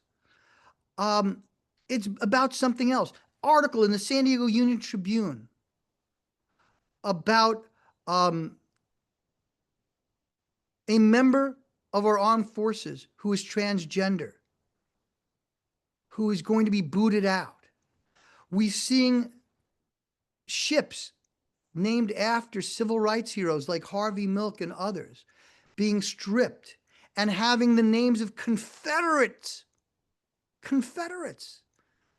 being honored instead by our new Defense Secretary, who I would counsel to pay more attention to the unsecured chats he undertakes than eviscerating and making invisible the people in our state and country. So I wanted to put up this picture of Breonna Taylor, whose family was so distressed that ended up being on the cover of Vanity Fair. And on the sides, you could see a little red, not in this particular rendition of it, and a wedding ring. And what Amy Sherlin has done, like the great artist Edward Hopper, is bring people of color who heretofore were not featured in the artwork of Americana. And now this woman, who was an unknown and a graduate of an HBC and was waiting tables until age 37, now has her artwork on full display across an entire floor of the esteemed Whitney Museum in New York City. We have to be about not making people invisible, not making them disappear, either from the cause of justice when they are wronged, or their ability to protest or participate in discourse. That is what makes community resilience. So with that part, I am going to shut the session with regard to the presentation of art. But expression, transparency, and existence is key to how our communities roll. And I am so privileged to serve with an entire commission and staff of the Civil Rights Department that feels that way too.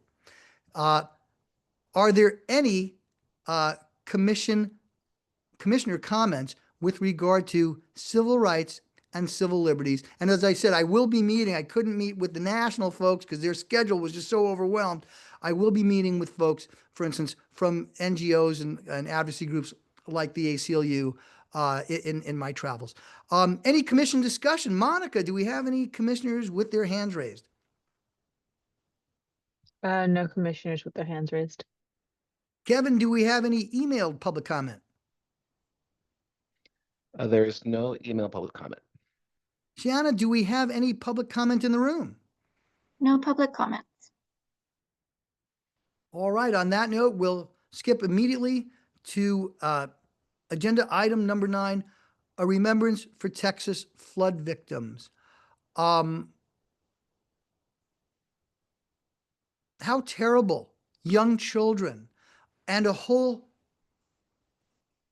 swath of a community in the hills of Texas wiped out in a horrible flood. By the way, at a very time when the State Department's climate change folks were all summarily dismissed. And at a time when the kind of aid that we need to communities, whether it's SNAP, whether it's medical care, whether it's from FEMA, which took 3 days, as they're being eviscerated. But you know what? We send them our best. With all the terrible criticisms of our elected officials from folks from other states, who, by the way, say how lawless we are when they have higher homicide rates than we do. I'm a criminologist too. When they go low, we go high. California sent rescuers. Thank you, Governor Newsom. Thank you for those rescuers. Guess who else sent folks?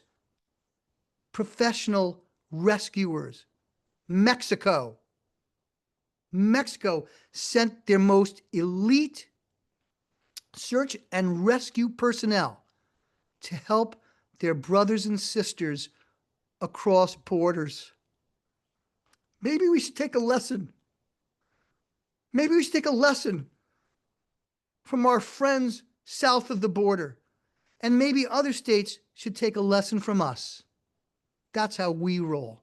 And I just hope that those who are suffering, particularly those in the faith community in Texas who lost so many young people,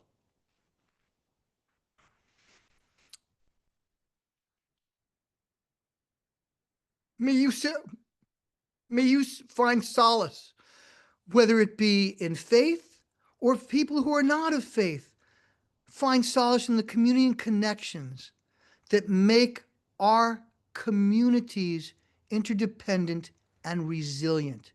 And that's part of reaching out to one another.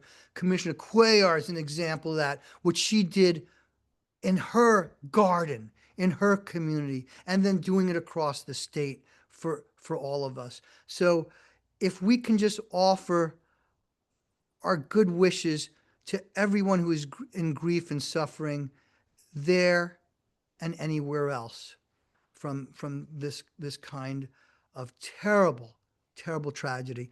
Monica, do we have any commissioners with their hands raised? No commissioners have their hands raised. Kevin, do we have any email public comment? No email public comment. Shanna, do we have any public comment in the room? No public comments.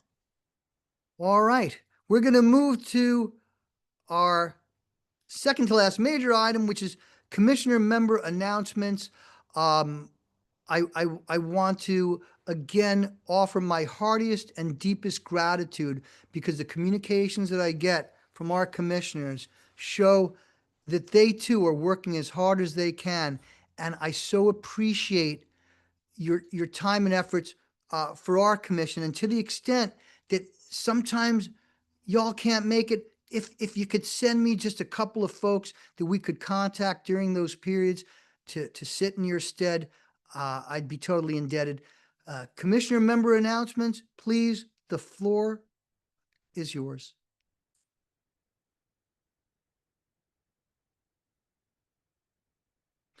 Commissioner Salceda, I expect to hear some of the wonderful work that you're going to be doing at the end of August, among other things. And I also just want to tell you, at a time when there's terrible bigotry going on, we take comfort in the fact that we're in this together and we love and support you.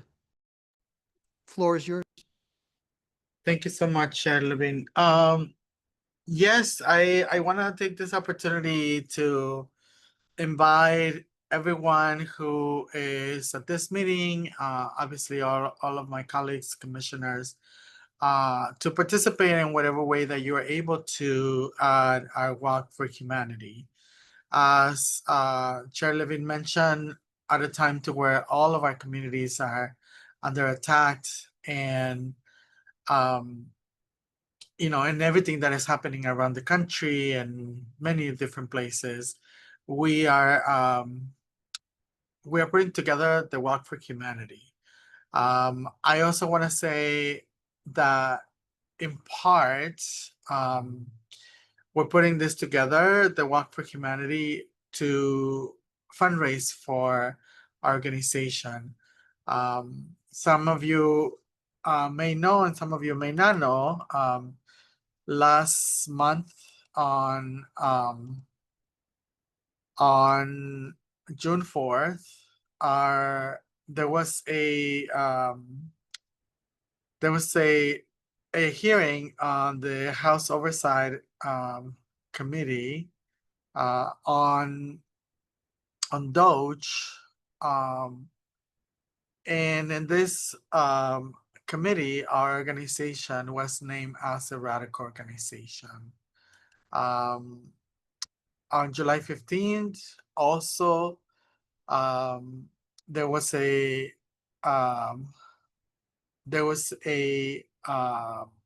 subcommittee with the House Judiciary on Oversight, and again, our organization was named as a radical organization, among other things that they're saying that we're doing, which is a complete lie and defamation of the work that we're doing as an organization. And so our organization, due to the multiple funding cuts that we have received, we had to close our Orange County and El Monte Central. Nonetheless, despite everything that is happening, we are going to continue to do the best that we can to continue to do our work, and that is one of the reasons why we are putting together the Walk for Humanity, in which we're inviting everyone to stand in solidarity with one another while helping fundraise for our organization. And it is very simple. People can just go into the webpage, walk4humanity.org. You can register, create a team if you want, but you can create your profile. We're asking individuals to help us raise $1,000. And I know that it is hard for everyone at this time. But the idea is that you create a profile and that you share your profile with your network, with your friends, and they can help you fundraise those $1,000. Or you can create a team, and it could be your organization, or you can name it whatever you want. And then you can set up a goal if you want to do a higher amount. But we are hoping that we get at least 1,000 people to help us raise $1,000 each. I believe that we can do it. And so we're about 10% of all of that. We are on crunch time. So we are literally a month away. The event will take place on August 24, which is on a Sunday. The walk will start in Silver Lake at the Sunset Junction, starting at 9 o'clock. And at the end of, we're going to end up on Sunset and Western. It's a 1.9 mile. And we're going to have a stage. We're going to have performances. We're going to have joy. We're going to be in community with one another. We're going to have a resource fair. And so it's going to be a beautiful event. And we want to invite people to participate in whatever way that you're able to. So thank you again so much. Again, please go to the website walk4humanity.org. And even if you don't want to, create a profile or whatever, you can also make a contribution in that webpage. And we welcome your generosity and your whatever contribution that you can support with. And I thank you once again for the opportunity to address all of you. Thank you. Thank you. And I just want to say, just to clear something up here, as chair, I will not and do not solicit fundraising just because this position I'm in. But to the extent that we have wonderful folks who are commissioners. But you can do it personally? Personally, don't get me started. Personally, I personally, and I want to make sure. Personally, I posted on my X account. I'm doing on other social media, and I personally intend to donate. But what I don't do is as chair, and it's kind of a technical thing. There was something where there was a fundraiser where some awards were given, and I did not go for another organization because I was going to go perhaps as chair. So I just want to let you know that that's kind of a technical thing. But personally, that's a whole nother thing. And am thrilled and was thrilled. And I do want to say something. I think you are radical. I think you're radical about love. I think you're radical about helping people. And I'll tell you something. What you did was revolutionary because it wasn't done before. Because there was a need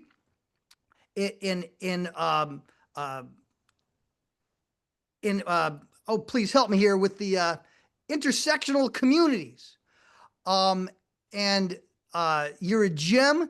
And the only radical thing that you're doing is radical love. So what I do want to say is if folks have something that they want to do, please make sure you let me know and do it in the commissioner statements. I, though, as chair, will not say, send a stamp to X, Y, and Z. But that being said, personally, that's a whole other story. And you can check my social media to see how I feel about Trans Latina and the wonderful work that you're doing. And also, I want to say something else because we have other folks here. The kind of maligning that is done about the best among us just shows you what we've sunk to in the mainstream. And I stand with you. I love the work you do. And on a personal side, you will certainly hear from me, even though as chair, I don't put things up in, but that doesn't mean that my heart's not with the wonderful work you do. And I'll tell you something, if not for you and what you've done, then who? And I feel the same way about so many other folks that are represented on here, whether it's the Native American community, Stop AAPI Hate. You're making such a difference in people's lives. And it is such a privilege to not only be a commissioner with you, but to be your friend. And you've got a friend for life, Commissioner Salcedo, and you know that. So thank you. Thank you. Thank you so much. So And in whatever way that people can participate. I understand that there are limitations, but we welcome all the generosity that you have, and thank you so much. So since I can't announce it, please just give the date one more time. Yes, so the Walk for Humanity will take place on Sunday, August 24th at 9 o'clock in the morning at the Sunset Junction in the heart of Silver Lake and Hollywood. So come and join us in whatever way. Or if you're anywhere else, you can also organize your own little walk with your friends at a park or whatever, and just use the hashtag W4H 2025. Well, thank you so much. Any other commissioner announcements, and best of luck with all you're doing. Thank you. Any other commissioner announcements? Monica, any hands up? No hands raised by commissioners. All right. Commissioner in Che? that- Oh, Commissioner Che, yes, please. My apologies. I just have a very quick announcement, and that is Stop API Hate just released our California findings on the state of hate with regard to the API population. And I include the Pacific Islander population because we did make sure to oversample, because this is a community that we have the least amount of information with regard to how they experience hate incidents. So just wanted to share that with you. And if you go to our website at stopaapihate.org, that report is available. Thank you. Commissioner Che, thank you so much. By the way, if folks don't know, she was in the Time 100 for the valuable work that she's done for our country and for people who sometimes don't have access to the kinds of resources that they should. And I am extraordinarily worried with the kind of rhetoric that's taking place with regard to international affairs, how that reverberates, as we said, the hegemonic impact of negative and political discourse. So want to thank you for that. And one of the things that our own research showed with the UCLA and CRD and the commission was how, again, communities that folks weren't necessarily paying attention to on a macro scale outside of those communities, unhoused, Native American, AAPI community, having very high levels of victimizations that stand in stark contrast to the oftentimes minimal official reporting. Additionally, the myriad types of victimizations that take place. So, I want to make sure that we're always relying on that wonderful research and additionally, the partnering that Stop API Hate has done with among the top echelon of researchers from U of Chicago and NROC, folks that I've relied on and dealt with for years. So just wanted to give a shout out to the great work because she's too humble to do it herself. We have Damon Brown from California DOJ with a hand up. Floor is yours, sir. Thank you, Chair Levin, and it's great to see you again. I came on a little late, my apologies, but certainly was a pleasure being on the panel for the Select Committee on Racism, Xenophobia, and Hate with you, and the excellent remarks that you put together with the assistance of CRD. Much needed and informative. So thank you again for your leadership.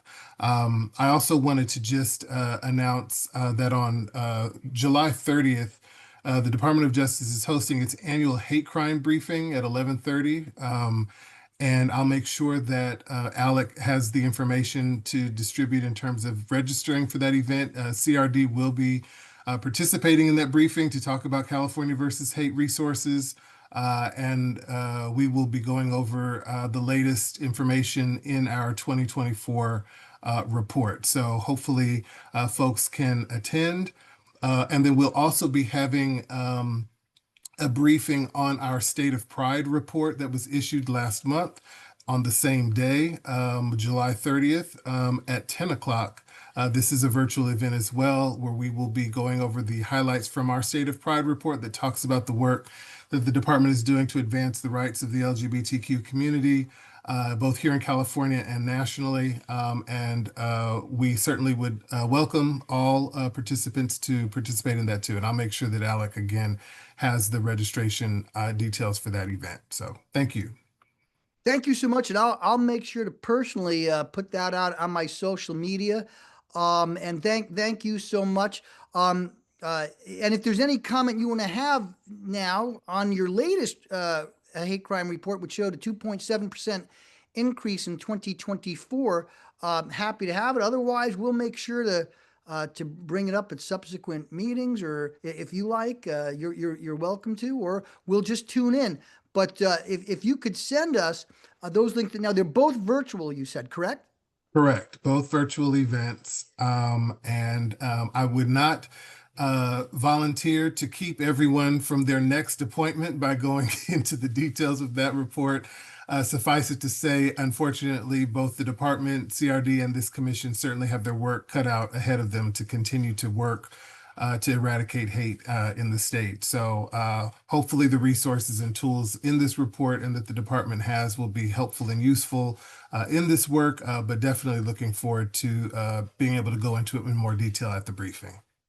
Sounds great. In a closed circle, we started, unfortunately, with the story of a desecration of a house of worship. Those kinds of hate crimes increased. So we do have our work cut out for you. And let me just say to you personally, anything that I can do with you personally is my pleasure.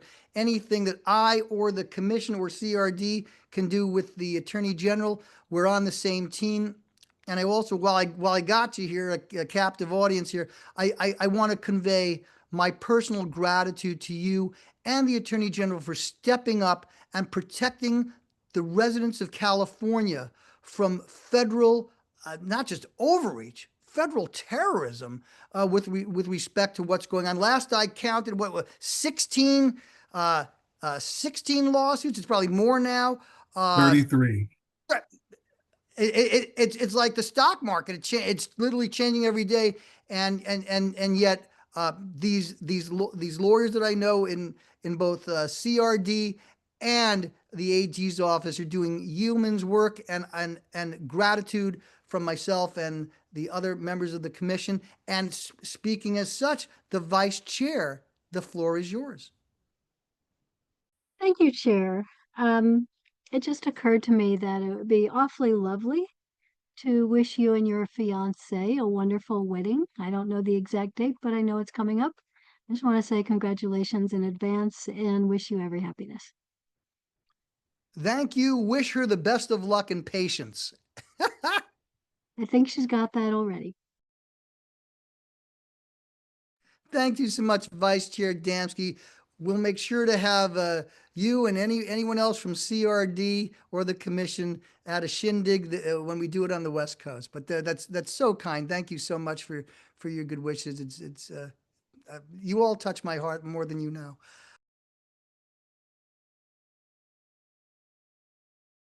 So thank you on that. We're going to go now to, are there any other commissioners? Or by the way, is there anyone from CRD that would like to say anything? Any of the staff? You're our partners as well. So is there anyone that has anything to say before we kind of try to wrap up this meeting? Monica, do we have public comment on Zoom? No public comment on Zoom. All right. Kevin, do we have any emailed public comment? No public comment via email. Shana, do we have any public comment in the room? No public comments. All right. We will then go to item 11, which should be the next item is going to be very quick. Future agenda items. Is there anyone that has any future agenda items that they would like to have on the docket?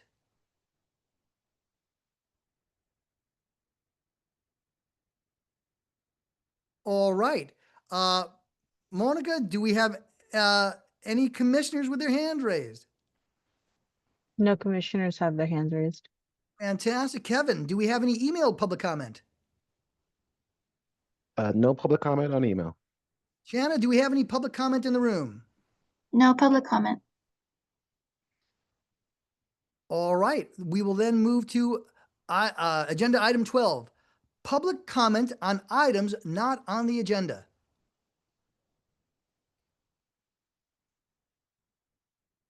The commission may not discuss or act on any matter raised during the public comment section that is not included on this agenda, except whether to decide to place the matter on the agenda of a future meeting. So with that in mind, is there any commission discussion? All right. Monica, do we have any public comment on Zoom? No public comment on Zoom. Kevin, do we have any emailed public comment? No email public comment.